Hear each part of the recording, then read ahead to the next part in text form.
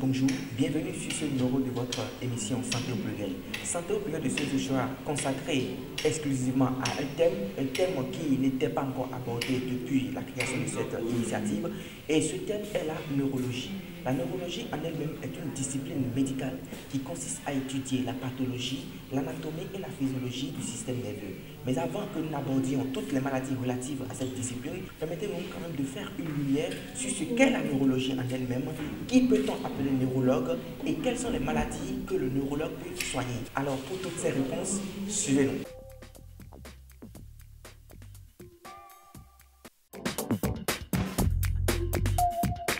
Moi, c'est Dr Zanou Honora, je suis médecin neurologue en privé au Bénin, exerçant en particulier à Porte-Novo et à Cotonou.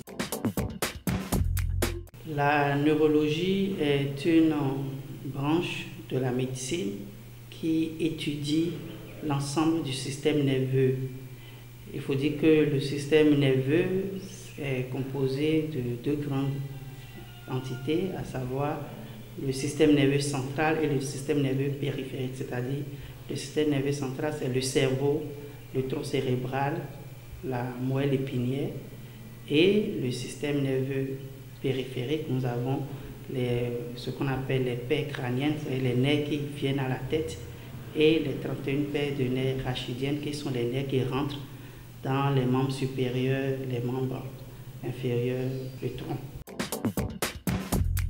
Un neurologue est un médecin, c'est-à-dire une personne qui a fait la médecine générale et qui, après les 7 ou 8 années de médecine générale, s'est spécialisé dans la neurologie. Et donc, cette spécialité prend 4 ans, parfois 5 ans, pour devenir un neurologue. Donc, en fait, c'est un médecin qui s'est spécialisé en neurologie.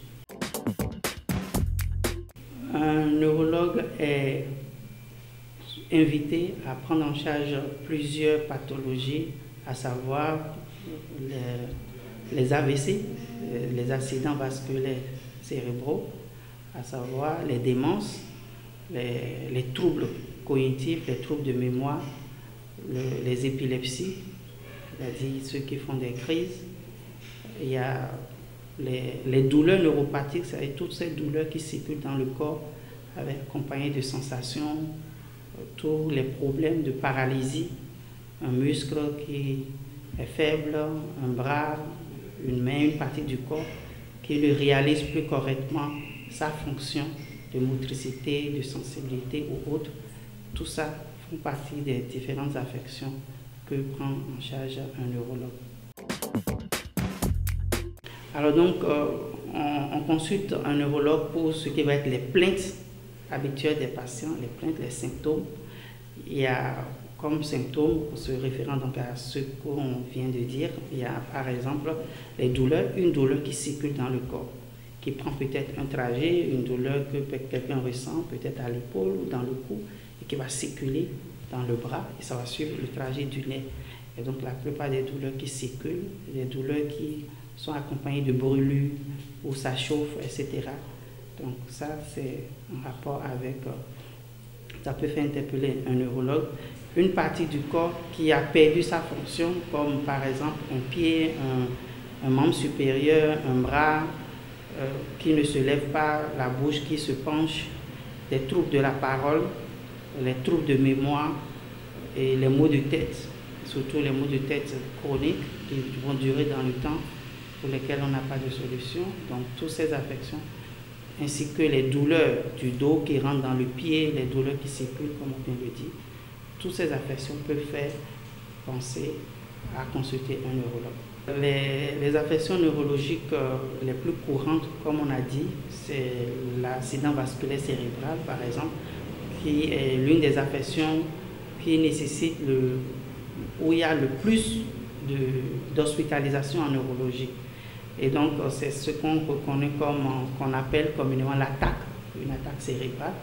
Et donc, une personne qui, du coup, tombe, ou plutôt perd l'usage de la parole de manière brusque, il perd la motricité du corps, il ne peut plus bouger, il ne peut plus marcher, ou pendant un moment, son bras manque de force, pour agir, etc. Et donc, on peut dénommer aussi les épilepsies. Donc, les épilepsies, on peut dénombrer les migraines. On peut parler donc des lombosciatiques, les douleurs du nerf sciatique, donc les lombosciatiques.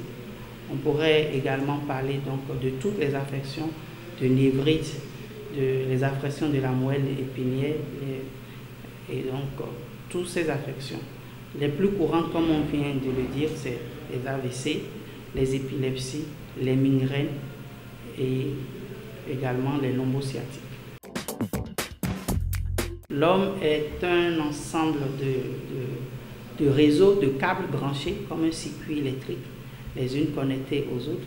Et c'est sûr que lorsqu'il y a un problème sur un fil ou un fil, tout le circuit va souffrir. Et donc, il se fait que c'est la même chose au niveau donc, dans le corps, ce qui fait que lorsqu'il y a des douleurs, les gens se sentent mal à l'aise, les gens ont des plaintes que parfois